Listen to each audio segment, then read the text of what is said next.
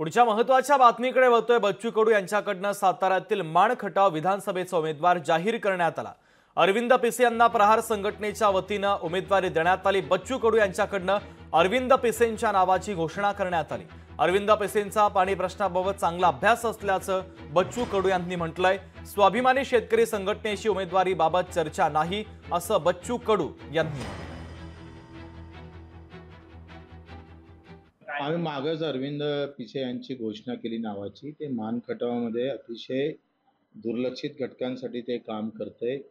बांधकाम मजूर असू दे, निराधार महिला असू दे किंवा दिव्यांग असू दे, आणि त्यांचा अभ्यास मानखटावच्या पाणी टंचाईबाबत अतिशय चांगला झालेला मी स्वतः ते पाहिलेलं आहे।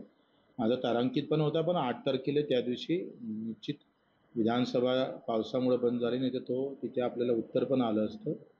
त्यांनी केलेला एकंदरीत जे काही अभ्यास आहे त्याच्याद्वारे एक या भागातला अतिशय महत्त्वाचा आणि जीवाभावाचा प्रश्न आहे तो मार्गी लावण्याचा त्यांचा एकंदरीत अभ्यासातून मला दिसतं, आणि म्हणून आम्ही पहिली सीट यांची आम्ही जाहीर केली आणि त्या सोयीनं आम्ही कामाला सुद्धा लागलो।